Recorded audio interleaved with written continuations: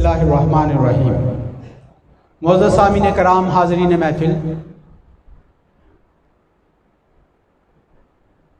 बिला तमहीद में बांध चुका पहले। आज जो मैंने गुफ्तगू गैर रस्मी की है खिताब से पहले, अभी जो आपसे मैं मुखातिब था, मौजू मेरा कुछ और था, लेकिन आज मैं इसी को मौजू खिताब बनाते हुए बात को आगे चलाता हूँ। इसी को अब उस मौजू को बाद में कभी डिस्कस कर लेंगे, लेकिन अब जो बात छिड़ गई है, जिसके ऊपर बात शुरू हो गई है, अब इसी के ऊपर बात कर लेते हैं। अब मेरा बयान जो है, मेरी गुफ्तगू वो फिल बदी है। जो जहन में मजमून उतरेगा, जो बात जहन में आएगी, वो आप तक पहुंचा दी जाए। जैसे मैंने नात खान हजरात से कहा ना कि जैसा माहौल होता है कलाम फिर वैसा शुरू करें। अब मैंने गुफ्तगू का जो इब्तदाइया दिया है, अब वो ऐसा दिया है कि अब मैं उस मौजू पर वापस आऊँगा तो वो मैच नहीं करेगा। बात का जो है वो ना मुझे करने में मज़ा आएगा ना आपको, क्योंकि आपका जहन पहले किसी दूसरी तरफ लग गया है। अब उसी पे ही आ जाते हैं। सामीने कराम, ये जो दौर चल रहा है, ये जो दौर है, ये दौर अपने बराहीम की तलाश में है।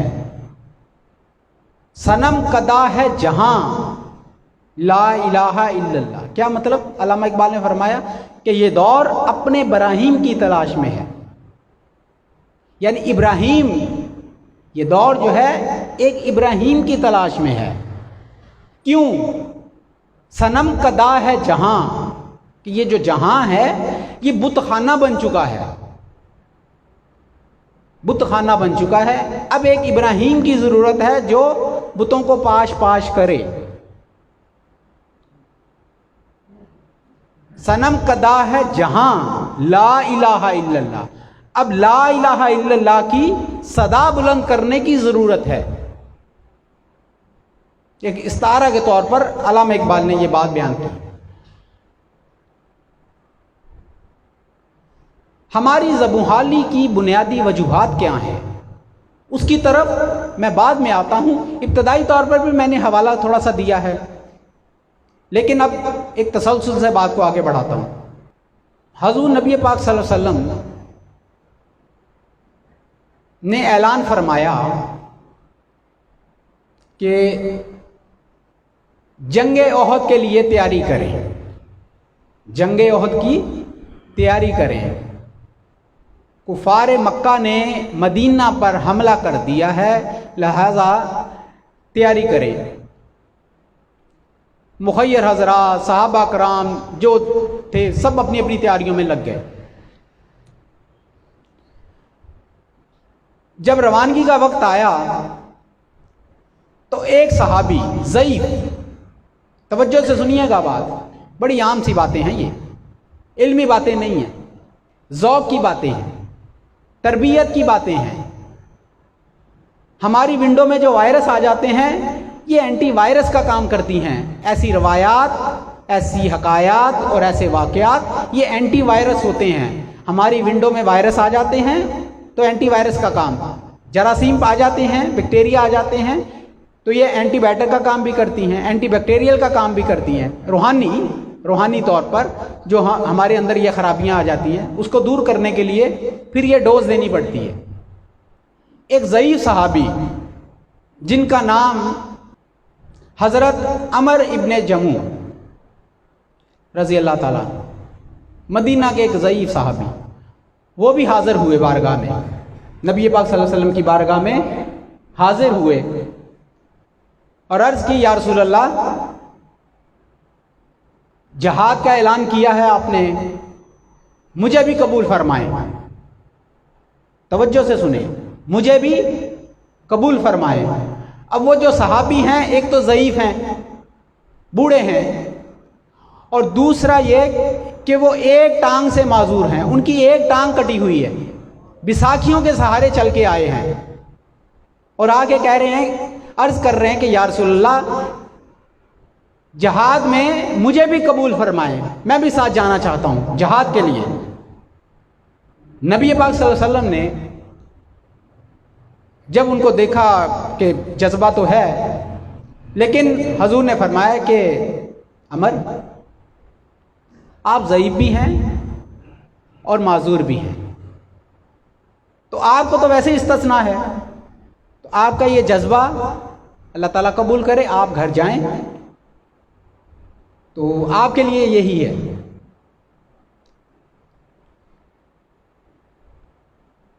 उनके साहबजादे जो थे, बेटे, उन्होंने भी हजूर से अर्ज़ की कि या रसूल अल्लाह, वालिद साहब को आप समझा दें, तो हजूर ने फरमा दिया।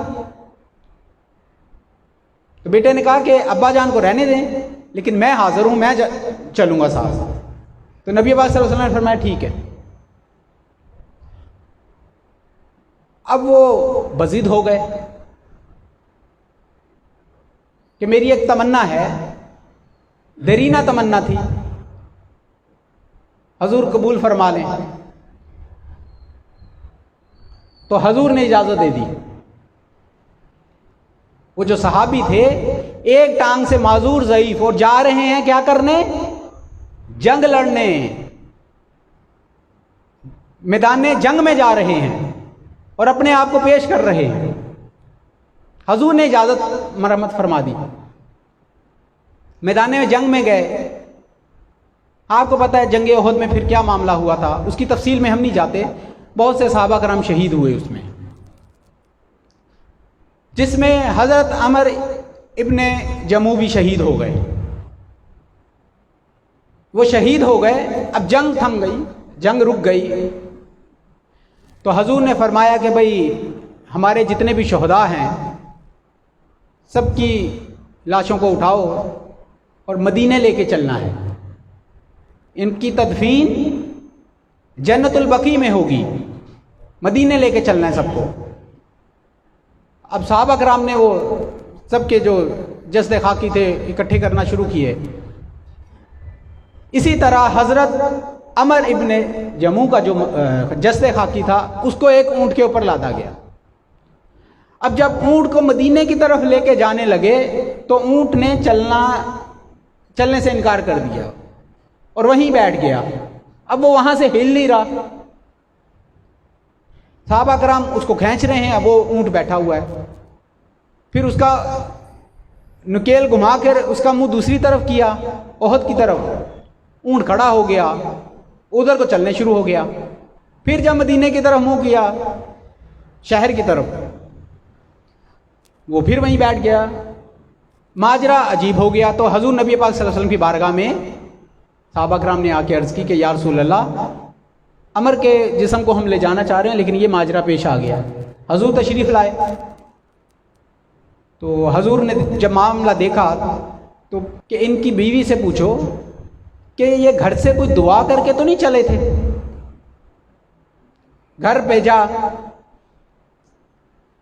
तो मालूम हुआ, उनकी अहलिया ने बताया कि रसूल अल्लाह को अर्ज़ करें कि ये एक दुआ करके चले थे कि मैं मुर्दा या जिंदा किसी भी सूरत में मैदान से वापस ना आऊं। जिंदा या मुर्दा दोनों सूरतों में मैं वापस ना आऊं, मैं अल्लाह की राह में काम में आ जाऊं, उसकी जो भी सबील बने। हजूर ने फरमाया, जब ये हजूर ने फरमाया तो बस फिर ये अल्लाह का फैसला है, लिहाजा यहीं इसकी तदफीन कर दी जाए। ये एक वाक़या मैंने आपको बताया।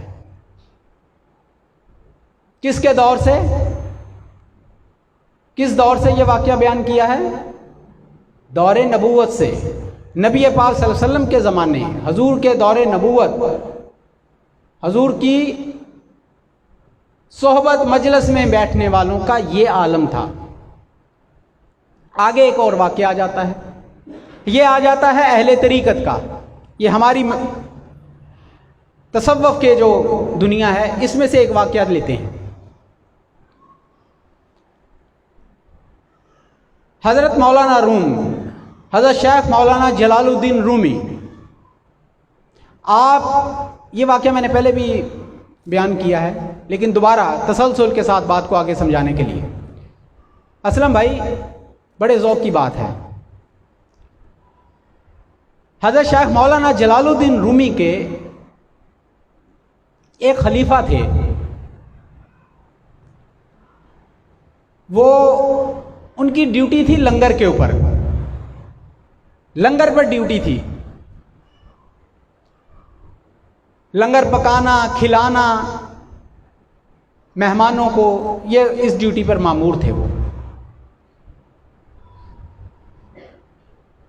ज़ाब्ते के मुताबिक होता यह था कि इशा के वक्त सबको लंगर खिला के और फारिग करके खानका के जो लंगर खाने के दरवाजे थे उनको बंद कर दिया जाता था। एक रात ऐसा हुआ कि शेख मौलाना जलालुद्दीन रूमी ने उनको बुलाया और कहा कि आज मेरे कुछ मेहमान आ रहे हैं, मेरे मेहमान आ रहे हैं, उनके लिए लंगर का इंतज़ाम करो। अब वो जो बुजुर्ग थे खलीफा हज़रत शेख के, उन्होंने लंगर खाने में गए तो देखा कि लकड़ी नहीं है। लंगर पकाने के लिए लकड़ियां नहीं, जंगल से लाते थे, काट के लाते थे, लंगर पकाते थे उस पर। उस रात लंगर खाने में लकड़ियां नहीं हैं और शेख का हुक्म है कि मेहमान आने हैं, लंगर का बंदोबस्त कर लो, कुछ देर में आने वाले हैं। तो वो जो शेख के खलीफा थे, मुंतजिम थे लंगर के, उन्होंने क्या किया कि अपनी टांग रखी, उस पर तेल डाला और उसको आग लगा दी। अपनी टांग को आग लगा दी, उसके ऊपर खाना गर्म किया, तैयार किया और ले जाके पेश कर दिया। मेहमान आए, खा के चले गए। इसी असना में, इस तकलीफ में, दर्द में वो सो गए। आंख लग गई, गनूद की तारी हो गई, नकाहत की वजह से गनूद की। सुबह फजर में जब वो उठे हैं तो वो टांग बिल्कुल सही सलामत थी, बिल्कुल सही थी। अच्छा, शेख जलालुद्दीन रूमी, मौलाना रूम ने उनसे नहीं पूछा कुछ भी। वो रात गुजर गई। अब वो जो थे खलीफा, वो जो उन्होंने अपनी टांग को जलाया था तो उसमें उनको बड़ी लज्जत महसूस हुई। उसमें बड़ी, उस तकलीफ में एक लज्जत थी, एक सुरूर था, एक कैफ था, एक सुकून था जिसको वो सिर्फ महसूस करते थे। अब वो जो लज्जत महसूस की तो उनको उस लज्जत की तड़प दोबारा हुई। तो उन्होंने क्या किया कि जब शेख फरमाते कि आज मेरे मेहमान आने हैं तो वो रात में यही अमल करते, यही अमल दोहराने लगे और फजर में टांग दुरुस्त ठीक हो जाती। दो आलम से करती है बेगाना दिल को, दो आलम से करती है बेगाना दिल को, अजब चीज है लज्जते आशनाई। अल्लाह की आयतों में, अल्लाह की बातों में, कलाम में मज़ा उनको आता है जिनको लज्जते आशनाई का ज़र मिल जाता है। वो मज़ा चख लेते हैं, फिर वो अल्लाह उनसे कलाम करता है और वो महसूस करते हैं कि अल्लाह उनसे बात कर रहा है। ये कुरान पाक की तिलावत हमें क्यों नहीं मज़ा देती? कुरान की तिलावत हमारे लिए, हमारी तबीयतों पर, हमारी रूह पर, हमारे जिस्म पर क्यों नहीं इसके असरात मुरतब होते? वजह क्या है कि लज्जत आशनाई से हम बेबहरा हैं। जिनको लज्जत आशनाई मिलती है उनको तो टांग पर लगी आग भी सुकून देती है, वो भी सरूर देती है, और जो इस लज्जत से महरूम होते हैं उन पर अल्लाह का कलाम भी असर नहीं करता।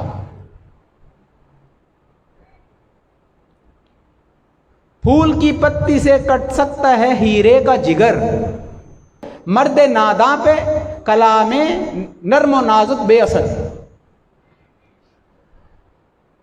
इसी तरह हम नाते सुनते हैं तो नातों का असर हमारे ऊपर कुछ नहीं होता, कवालियाँ सुनते हैं तो कवालियों का असर नहीं होता, खिताबात सुनते हैं, बयानात सुनते हैं, कोई असर नहीं होता, अहदीस सुनते हैं, कोई असर नहीं होता। क्या वजह है? क्योंकि वो लज्जत जो मिलनी थी, जो सरूर उसमें से हासिल होना था, वो बगैर नज़र के नहीं मिलता। उसके लिए एक खास नज़र चाहिए, तब वो चीज़ें असर करती हैं फिर। तो इस तरह वक्त गुजरता चला गया।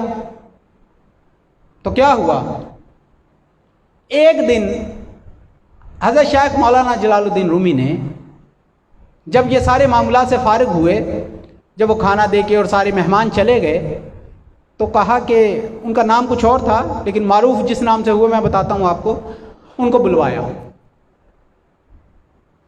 कहा कि दरवेश, रात में लकड़ियां नहीं होती तो तुम लंगर कैसे बनाते हो? उन्होंने अर्ज की कि हजूर आप जानते हैं। कहना नहीं, बताओ तो सही। तो वो माजरा सारा बयान कर दिया।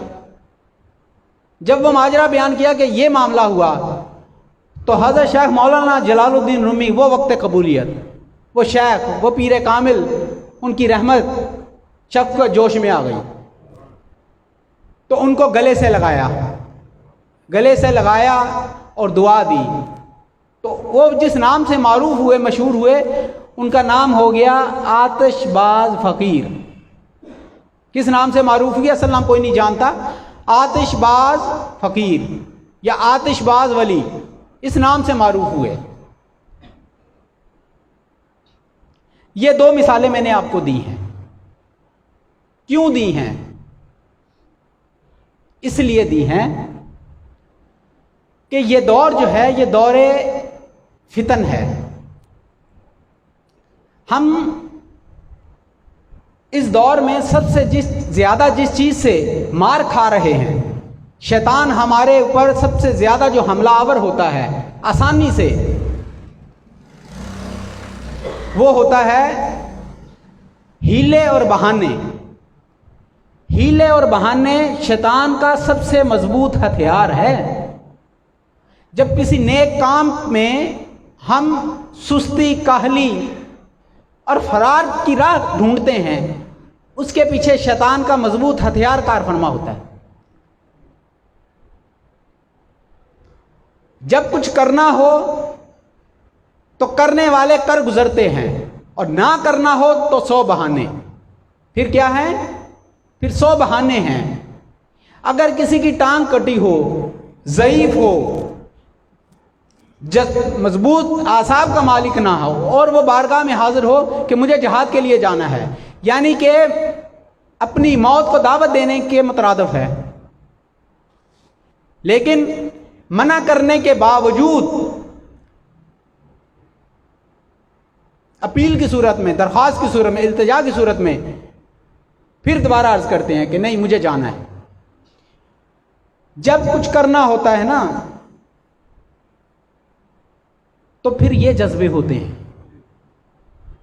जब करना होता है तो ये वाला जज्बा होता है, और जब नहीं कुछ करना होता तो उसकी भी इसी जंगे ओहद से ही मिसाल देता हूं। अब्दुल्ला इब्ने उबई, मुनाफिकीन का सरदार, जब ओहद की तरफ जाने लगे तो उसने कहा क्योंकि मेरी बात नहीं मानी गई, मुझे वैल्यू नहीं दी गई, मुझे अहमियत नहीं दी गई, मेरे मशवरे को नबी पाक ने नहीं सुना, दूसरों की बात मान ली, मेरी भी एक हैसियत है, मेरे साथ इतने लोग हैं, लिहाजा वो अपने लोगों को लेके बीच जंग में से यानी निकल के बाहर हो गया, वापिस आ गया मदीने कि हम पागल हैं, अपने जवानों को, अपने मर्दों को इस हमाकत के ऊपर मरवा दें, नाउज़ बिल्लाह। तो ये कह के वो अपने लोगों को लेके वापस आ गया। एक तरफ ये रवैया है और दूसरी तरफ उस सहाबी का जज्बा है। हम अपने आप से पूछें कि दीन के मामले में, अल्लाह रसूल के मामले में, अपने शेख पीर के मामले में, अपने मुरब्बी के मामले में, इन टोटलिटी अल्लाह और रसूल के मामले में हमारा रवैया दोनों में से कौन सा है? हज़रत अमर इब्ने जमू वाला है या अब्दुल्ला इब्ने उबई वाला है? हम कैसे चलते हैं अल्लाह और रसूल के मामले में? उस जज्बे के तहत चलते हैं या दूसरे सोच और अमल के मुताबिक हमारे एक्शंस होते हैं? अपने आप से पूछना है। जब इस तरह की बात जहन में आए कि कोई चीज़, कोई रुकावट, बीमारी, तकलीफ, माली मुश्किल या और दीगर चीज़ें अगर वो रुकावट बनने लगे तो ये वाक़या याद करना और ये सोचना कि कहीं हम अब्दुल्ला इब्ने उबई की तरफ तो नहीं जा रहे, हज़रत अमर वाले जज्बे से हटके अब्दुल्ला इब्ने उबई वाले रास्ते पे तो नहीं चल निकले, या उधर तो नहीं हमें शैतान बुला रहा। अपने आप से पूछना है। जब कोई नेक काम के लिए आपको दावत दे, जब नेक काम की दावत दे और उस दावत को आप चंद बहानों की नज़र करने लगें, तो ये सोचिएगा कि क्या हम शैतान के उस बहकावे में तो नहीं आ रहे जिसके बारे में 4 रबीउल अव्वल को पीर साहब ने एक बात समझाई थी हमें। समझ रहे हैं बात? और इसी तरह दूसरा वाकया है कि जब कुछ जिम्मेदारी आ जाए आप पर, जब आपकी कमिटमेंट है, जिम्मेदारी है, रिस्पॉन्सिबिलिटी आपको कोई दे दी जाए, तो उसको निभाने के लिए फिर ये नहीं देखना कि मेरे पास वसाइल हैं या नहीं हैं, मेरी जेब इजाज़त देती है कि नहीं देती, मेरा गुजारा होता है कि नहीं होता, मेरे हालात ऐसे हैं कि नहीं हैं। नहीं, फिर वो देख लो मौलाना शेख जलालुद्दीन रूमी का वाकया, ये भी याद कर लेना। कौन कहता है आज के दौर में अपने मुरीद को कि इस तरह अपनी टांग जला लो? और कहाँ से ऐसे शेख आएंगे और कहाँ से ऐसे मुरीद आएंगे? कहाँ की पीरियाँ और मुरीदियाँ ऐसी रह गई हैं? जब पीर वैसे नहीं हैं तो मुरीदों पर आजमाइशें भी वैसी नहीं हैं। कौन कहता है आज के दौर में, और कौन करता है आज के दौर में ऐसा? अगर वो शेख मौलाना जलालुद्दीन रूमी थे, मौलाना रूम थे, तो मुरीद भी ऐसा था। यही है ना जवाज कि जी अगर पीर ऐसा हो तो फिर मुरीद भी ऐसे ही करते हैं। अगर पीर ऐसा हो, पीर कामिल हो, पीर ऐसा हो, तो मुरीद भी फिर ऐसे ही करते हैं। तो यार अगर पीर कोई हम जैसा हो नकम्मान, तो हम कब कहते हैं टांगे जला लो? फिर आप पर आजमाइश भी तो वैसी नहीं है, फिर टांगे जलाने वाली आजमाइशें भी तो नहीं है, फिर इतना सख्त इम्तिहान भी तो नहीं है, फिर इम्तिहान भी तो उसी तरह का है जो आप जिसको आप पूरा कर सकें। आज के ज़माने की बात कर रहा हूँ। फिर इतना मुश्किल निसाब भी तो नहीं है आपका।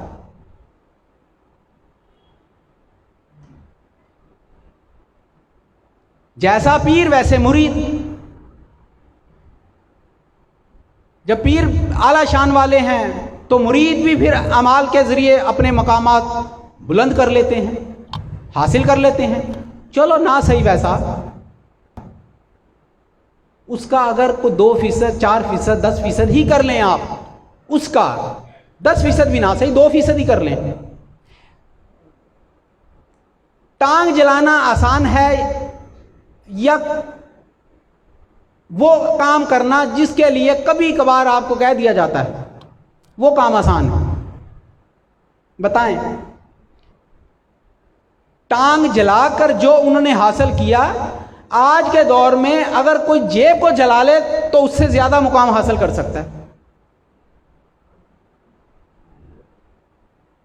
मलंग बाबा का कौल है, बाबा जी फरमाते थे, हजूर अब्दुल शकूर शाह मलंग बाबा कलंदर, हजूर मलंगी बाबा के पीर मुर्शद, कि ये दौर बड़ा ख़राब आ गया बाबूजी, ये दौर बड़ा ख़राब है। आज का मुरीद ये कहता है कि तन तो पे वारूं मन तो पे वारूं, बाबा तन तो पे वारूं मन तो पे वारूं, बिगड़ी बना दे बाबा जेब ना वारूं। ये कौन फरमा रहा है? ये मैंने कोई लतीफ़ा नहीं सुनाया आपको, कलंदर ये वो फरमा रहे हैं। उस ज़माने में जब उस दौर में ऐसे लोग पाए जाते थे तो आज का आलम क्या होगा, अंदाज़ा कर लें आप।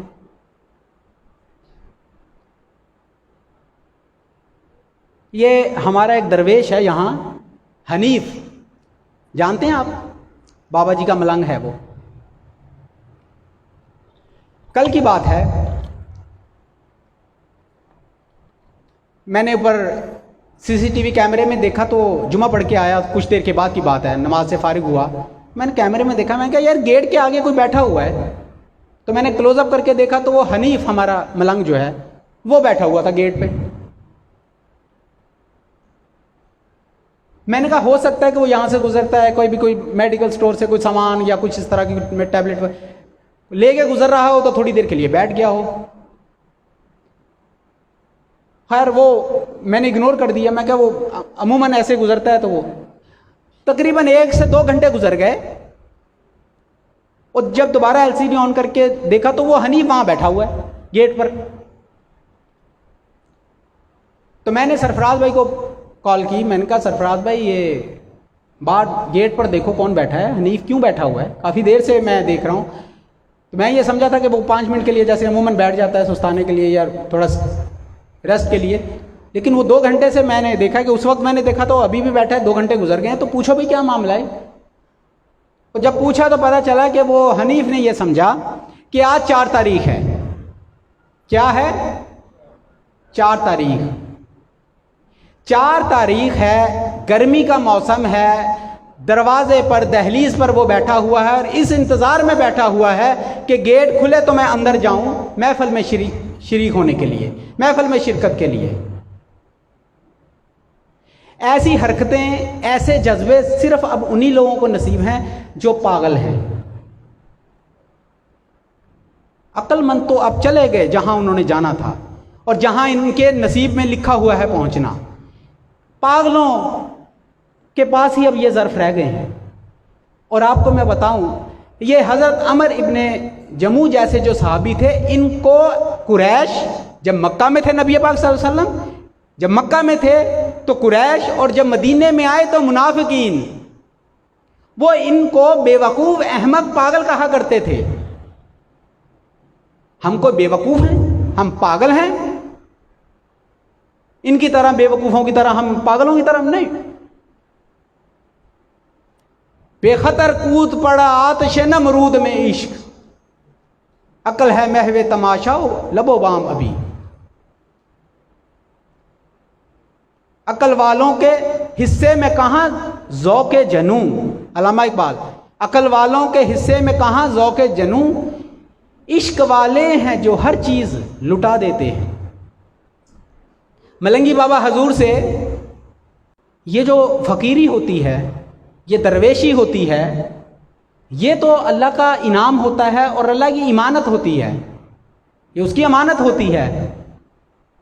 हजूर आप अपने बाद ये अमानत किसको ट्रांसफ़र करेंगे, किसको देंगे?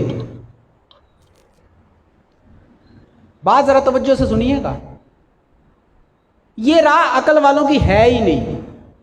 अकल वाले तेरी दुनिया से परेशान गए, इश्क वाले तुझे हर रंग में पहचान गए। अकल वालों का ये रास्ता ही नहीं है। अकल वाले जाके मौलवियों के पीछे खड़े हों। अकल वाले किन के पीछे जाएं? मौलवियों के पीछे। कौन से मौलवी? उलमाए हक नहीं, मुल्लायत, फितना परवर मौलवियों के पीछे जाएं जो बाल की खाल उतारते हैं। तो बाबा जी से अर्ज की कि बाबा जी ये अमानत किसको देंगे आप? बाबा जी ने फरमाया कि अगर कोई अहल होगा, अगर कोई अहल होगा तो उसको दे देंगे। अब बाबा जी के वहाँ उकाड़ा में बाबा जी के एक मलंग होता था वहाँ, उसका नाम क्या था? मोहम्मद दीन। क्या नाम था? बाबा जी का हम नाम था मोहम्मद दीन, जिसको सब पागल कहते थे। पागल। हनीफ तो फिर भी होश व हवास और समझदार है, पागल नहीं है। वो प्रॉपर बाकायदा जिसको पागल कहा जाता है, समझा जाता है, यानी एक पागल की जो तमाम तारीफ है वो उस पर पूरा उतरता था। वो पागल था दुनिया की नज़र में, सबकी नज़र में वो क्या था? पागल, मेंटल केस, पागल। मोहल्ले वाले बच्चे सब उसको छेड़ते थे पागल। सुबह उसने आना, आस्थाने में आके बैठ जाना और शाम को अपने घर जाना और आस्थाने की खिदमत, लकड़ियां उठा, बर्तन, मतलब जो होता था पागलों की तरह, वो था ही पागल। तो बाबा जी ने फरमाया कि अगर कोई अहल होगा तो उसको दे देंगे। वरना मोहम्मदीन पागल बैठा हुआ है सामने। बाबा जी ने फरमाया अगर कोई अहल होगा तो उसको दे देंगे, वरना इस जैसे लोग ले जाएंगे, वरना इस जैसे लोगों को दे देंगे। बात बड़ी अजीब। वक्त गुजर गया, बाबा जी का विसाल हो गया 1985 में, 85 में। सन 2003 में मोहम्मदीन, जिसको सब पागल कहते थे, पागल पागल कहते हैं उस यार का हूं मैं दीवाना, तुम भी पागल हो जाओ घर देख लो सूरत जाना ना। ये ऐसी बातें नहीं की जाती।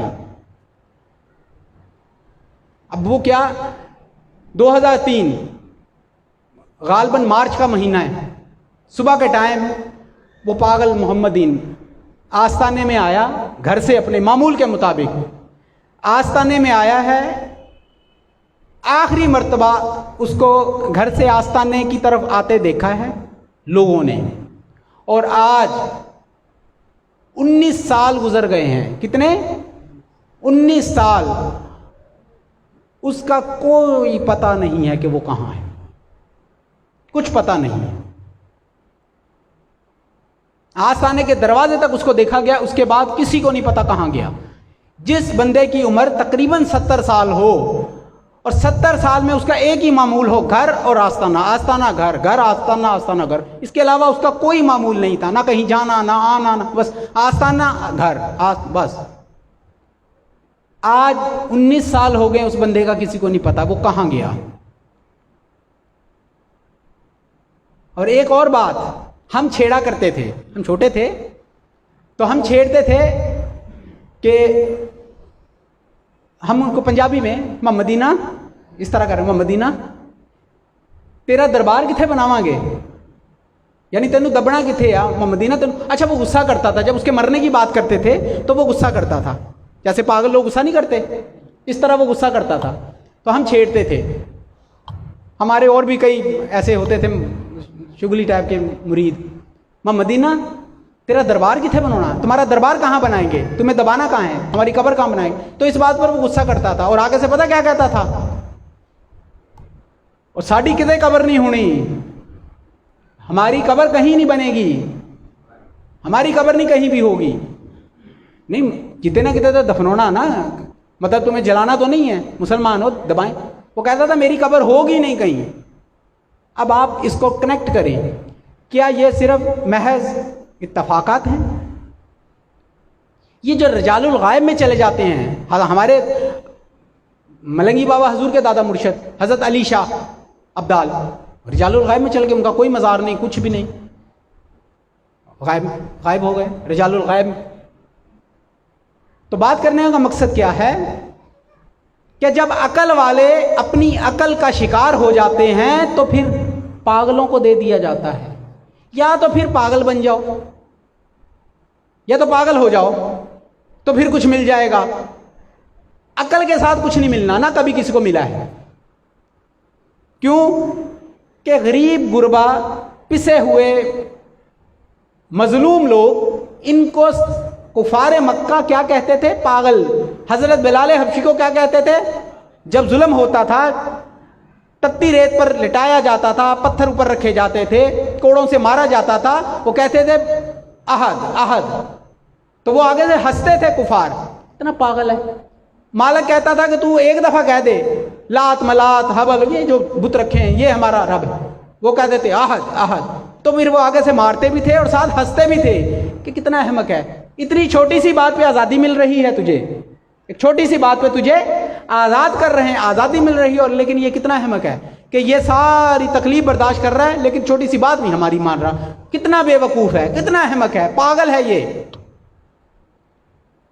ये जब कहते हैं ना लोग कि तो पागल है, अपने मिशन में अपने मकसद में अगर कोई पागल हो जाए तो असल में वही पा गया है।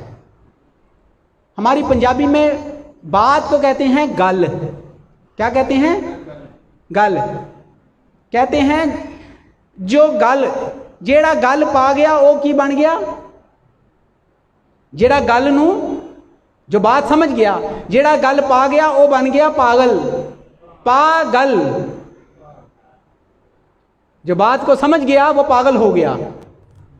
खिरत की गुत्थियां सुलझा चुका मैं, अकल की ये जो है ना डोरियां, खिरत की गुत्थियां सुलझा चुका मैं, मेरे मौला मुझे साहिब जुनू कर, मुझे पागल कर दे बस। बहुत पढ़ लिए मैंने इल्म और शर्क व गर्ब, यानी मैंने तमाम इल्म पढ़ लिए हैं, इल्म पढ़ लिए सब कुछ, मेरे मौला मुझे पागल कर दे। मौलाना जलालुद्दीन रूमी, बुलंद मुकाम, इल्म का तोती बोलता है आपका। एक मजदूब, एक पागल आया, किताबें उठा के तालाब में डाल दी। माजरा ये क्या हुआ भाई, वाकया मशहूर है, तफसील में नहीं जाता, मुख्तसर से बता देता हूँ। मौलाना रूम एक बहुत बड़े आलिम दीन, यूरोप के अंदर आपका एक नाम, खानका का एक नाम, बैठे हुए हैं, तलामजा को दर्स दे रहे हैं, फिका हदीस तफसीर पढ़ा रहे हैं, अलूम पढ़ा रहे हैं। एक पागल आया, एक दरवेश आया, उसने आके कहा कि क्या कर रहे हो, किताबें पकड़ी, कौन सी किताबें, ये कि ये क्या है। तो मौलाना रूम ने फरमाया कि बाबा जाओ, ये तुम्हारे काम की, ये इसकी तुम्हें नहीं समझ आएगी, ये क्या चीज़ है इसकी तुझे समझ नहीं आएगी। जेन में क्या, पागल, इसको नहीं समझ आएगी बात की। वो कौन थे, हज़रत शेख शम्स तबरेज़, मौलाना रूम के पीरो मुर्शद। अब जब ये देखा कि जवाब ये दिया है, तो उन्होंने वो जो किताबें थी वो उठा के तालाब में डाल दी, पास ही तालाब था पानी का, उसमें डाल दी। अच्छा, उस दौर में हाथ से लिखी जाती थी किताबें, कलमी नुस्खे होते थे स्याही के साथ, तालाब में डाल दी। मौलाना रूम ने वावेला कर दिया, मेरी मेहनत सारा बर्बाद कर दिया, पानी में फेंक दी किताबें। ऐसा थोड़ी है कि किताब फट गई, पुरानी हो गई, या पानी में गिरा दी, या ज़ाया हो गई तो जाके उर्दू बाज़ार से हम लेके आ जाएंगे। वो दौर ऐसा नहीं था, हाथ से लिखी जाती थी। अब वो पानी में डाल दी तो आप तो सर पकड़ के बैठ गए, ये क्या किया, अब इन बच्चों को क्या पढ़ाएंगे, दीन का कितना इल्म ज़ाया हो गया। ये बात हुई तो हज़रत शेख शम्स तबरेज़ ने क्या किया, पानी में हाथ डाला, किताबें निकाल कर हज़रत मौलाना रूम के आगे रख दी।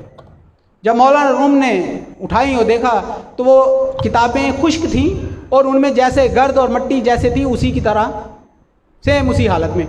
जब मौलाना रूम में ये देखा कि ये क्या माजरा, तो अर्ज़ की कि बाबा ये क्या है, ये क्या है। वो कहते ये वो है जो तू नहीं जानता। जब उन्होंने ये फरमाया तो मौलाना रूम ने कहा कि नहीं, असल चीज़ तो ये है जो मुझे नहीं पता, असल तो यही पता करनी है। बस उसके बाद फिर काया पलटी, अपना जो इदारा था वो अपने तलामज़ा के हवाले किया, खुलफा के मतलब जो शागिर्द थे उनके हवाले किया, और उस पागल के पीछे चल दिए, उस पागल के पीछे हो लिए। फिर एक वक्त ऐसा भी आया कि कूनिया के बाज़ारों में मौलाना रूम रक्स करते फिरते हैं, रक्स रूमी मशहूर है ना, रक्स करते फिर रहे हैं, नाचते फिर रहे हैं। आज क्या कोई आलिम दीन जिसका एक नाम हो करे ऐसी हरकत, तेरे इश्क नचाया कर थैया थैया, फिर वो ये वाला मामला। तो फिर ये माजरा हुआ, तो पागल बन गए, उस पागल के पीछे पागल हो गए और खुद पागल हो गए, लोग उनको पागल कहना लग गए, मौलाना रूम को सब पागल दीवाना कहने लग गए। और आज क्या कहते हैं, मौलाए रूम, मौलाना रूम, मौलवी हरगिज नशुद मौलाए रूम, ता गुलामी शम्स तबरेज़ी नशुद। जब तक मौलाना रूम ना बनता, जलालुद्दीन कभी मौलाना रूम ना बनता, अगर शेख की सोबत में या उनकी गुलामी या उनके पीछे पागल ना होता। समझ रहे हैं बात।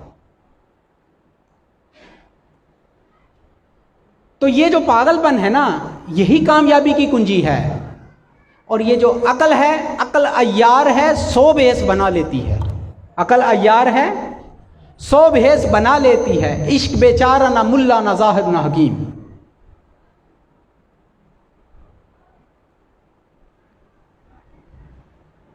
अकल परस्त लोग कभी कामयाब नहीं होते। अकल कौन सी? एक वो अकल होती है जिसके जरिए अल्लाह की तलाश अल्लाह ताला शऊर अता फरमाता है। एक वो अकल होती है जो शैतान की अता करदा होती है, शैतानी अकल होती है, जिसमें फिर इंसान अपने नफ़े नुकसान का बड़ा कॉन्शियस होता है, उस मामले में बड़ा कॉन्शियस होता है। वो जमा तफरीक बड़ी करता है, हर चीज की जमा तफरीक। अल्लाह और उसके रसूल के रास्ते में अगर वक्त देना है तो उसमें जमा तफरीक करता है, जेब का कुछ मामला है तो उसमें जमा तफरीक करता है, और कोई ऐसा मामला हो जाए तो उसमें देखता है कि कहीं इसमें मुझे नुकसान तो नहीं हो जाएगा, इसमें कोई खतरा तो नहीं लाहक हो जाएगा, इसमें मेरी इज्जत तो नहीं चली जाएगी, वकार तो नहीं चला जाएगा, मेरा नाम तो नहीं खराब हो जाएगा, मेरा ये तो नहीं हो जाएगा, वो नहीं हो, वो इन चक्करों में ही पड़ा रहता है। और जिनको मालिक पागल कर देता है वो हर जगह बैठ के कलमा हक बुलंद कर देते हैं, भाड़ में जाए, फिर जो होना होगा देखा जाएगा। हजरत अमर की तरह तो जाना है जहाद में नबी पाक के पीछे, क्या हो जाएगा, मर जाऊंगा, इससे अच्छी मौत ही कोई नहीं है। साहबा कराम ने, हजरत अबू बकर सिद्दीक रज़ी अल्लाह ताला अन्हु ने सारा माल ला के पेश कर दिया। पूछा, अबू बकर घर के लिए क्या छोड़ के आए हो? अर्ज की, या रसूल अल्लाह, अल्लाह और उसका रसूल, कोई खौफ नहीं है कि मेरे बच्चे भूखे मर जाएंगे, मेरी बीवी, मेरे बच्चे, मेरे घर वालों का क्या बनेगा, मैंने सारा दे दिया तो।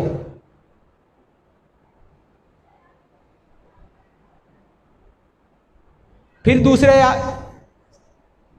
दूसरी मिसाल, हज़रत उमर फारूक आधा लेके आ गए। वो आधा लेके आए, पूछा कि क्या छोड़ के आए हो? क्या आधा आपकी खिदमत में पेश कर दिया, आधा अपने घर वालों के लिए छोड़ आया हूं। मकसद क्या है कि अगर तो फजीलत की बुलंदियों तक जाना है तो फिर यह मिसाल है सदीक़ अकबर। अगर सदीक़ अकबर वाली सुन्नत पर चलोगे तो फैज़ सदीक़ अकबर मिलेगा। वो क्या है? सब कुछ लुटा दो। और अदल और इंसाफ का तकाजा आदिल हैं कौन? हज़रत उमर फारूक। तो फिर आधा उधर दे दिया, आधा उधर दे दिया। एक मिसाल ये भी कायम करवा दी कि अगर ये वाला नहीं है तो फिर दूसरी मिसाल पे आ जाओ, फिर दूसरी मिसाल भी तो है ना, फिर उस पर आ जाओ। आसानी दे दी उम्मत के लिए, उम्मत को आसानी दी कि एक मिसाल ये है, इसका मुकाम और मर्तबा ये होगा, दूसरी मिसाल। इससे हरगिज़ मतलब ये नहीं है कि उनका ईमान कमज़ोर था, उनका मजबूत था, नहीं। मिसाल हमारी तालीम के लिए, हमारी आसानी के लिए दूसरी मिसाल कायम कर दी। ये बातें बच्चों को पढ़ाई जाती हैं, सुनते हैं, हम बचपन से सुनते आ रहे हैं। ये सिर्फ सुनने के लिए हैं, अमल नहीं कभी करना इन पर। जब ऐसी बातें करते हैं तो ऐसा महसूस होता है, सुनने वालों को ये लगता है कि शायद किसी चीज़ का तकाजा कर रहे हैं, दर पर्दा किसी चीज़ का तकाजा है। हाँ, है तकाजा एक बात का, वो ये कि अल्लाह के दिए में से अल्लाह के राह में खर्च कर दो, आपको फ़ायदा हो जाएगा, आप फलाह पा जाओगे, वो दिया हुआ आपका हो जाएगा, जो छोड़ के जाओगे वो आपका नहीं है, जो दे दोगे अपने हाथ से वो आपका हो जाएगा। आपके अल्लाह के दिए हुए में से कुछ माल चाहते हैं कि वो आपका हो जाए, जिसको आप समझते हैं कि वो हमारा नहीं रहेगा, हमने दे दिया तो वो हमारा नहीं रहेगा, अकाउंट से कुछ कम हो जाएगा, जेब से कुछ कम हो जाएगा, वक्त दे दिया तो जिंदगी का कुछ वक्त कम हो जाएगा, जो दे दिया वही आपका होगा, बाकी आपका नहीं है। हम तो कहते हैं कि अपना कर लो, अल्लाह के दिए को, अल्लाह की दी नेमतों को अपना कर लो, आपका बनाने की करते हैं, आप अपने ही अकाउंट में जमा करवा लो। वो आगे वाला कहता है पता नहीं क्या मसला है, ठीक है भाई, नहीं समझ में आ रही तो तुम्हें तुम्हारी अकल मुबारक, तुम्हें तुम्हारी अकल मुबारक। फिर वही बाबा जी वाली बात कि जब कोई अहल होगा ठीक है, वरना फिर बैठे लेने वाले। तो वो हनीफ की मैंने बात की, 4 तारीख पर जिसने आना है ना तो वो आके बैठ जाएगा दरवाजे पर,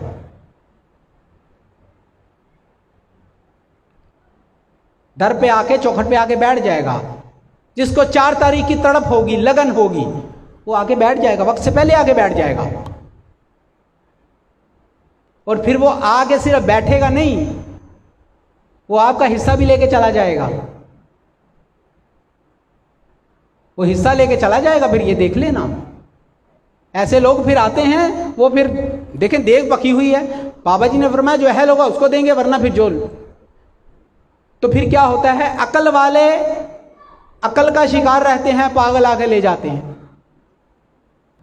थोड़े से, ज्यादा नहीं। इतने अक्लमंद रहो कि बीवी बच्चों का पेट पाल सको, घर के बिजली के, गैस के, सुई गैस के, बाकी दीगर अपने अखराजात बिल पूरे कर सको, अपना मुआश रोज़ी ये कर सको, इतने अक्लमंद रहो। लेकिन जब अल्लाह और उसके रसूल की बात आए तो उसमें पागल हो जाओ। और पागल कौन से पागल? कौन से पागल? जिनको कुफारे मक्का पागल कहते थे। हकीकत में वही अकल वाले थे, हकीकत में उन्हीं को अल्लाह ने अकल और शऊर दिया था। और जो अकल वाले थे, जो इल्म वाले थे, उनको अल्लाह ताला ने क्या किया? बदबख्त ठहराया और इल्म के बावजूद क्या कहलाए? अबू जहल। अबू अल हकम थे, हिकमत के बाप थे, अरब में यह कहा जाता था। लेकिन उस अकल ने क्या उनको बना दिया? अबू जहल। और बिलाल जैसे जो थे, जिनके पास वो गुलाम की क्या अकल होती है बेचारे की, मालिक ने जो दे दिया खा लिया। जो ऐसे शख्स को, ऐसे पागल को फिर क्या मकाम मिला? यानी जिसको कुफार पागल कहते थे, क्या मकाम मिला? इश्क का सैंबल बन गए वो, इश्क रसूल का सैंबल बने, मुअज्जिने मस्जिद नबवी बने, मुअज्जिने काबा बने। और वो अजान कि जिस अजान को सुनने के लिए नबी पाक सल्लल्लाहु अलैहि वसल्लम के बाद सहाबा कराम तरसा करते थे।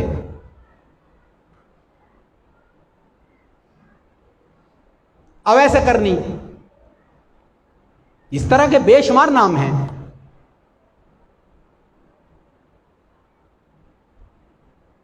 ना करना हो बहाने 100, करना हो तो फिर टांग भी जला दी जाती है, फिर टांग कटी हुई हो तो भी इंसान जहाद में पहुंच जाता है।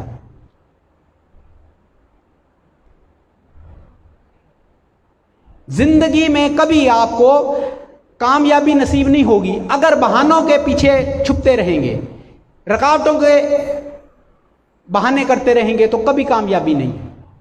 इन्हीं को अबूर करते हुए मंजिल की तरफ जाना, यही तो कामयाबी है। बीमार हैं और दीगर मसाइल हैं, बस ये मसाइल को बालाए ताक रखते हुए आगे की तरफ बढ़ना, यह है वो कामयाबी।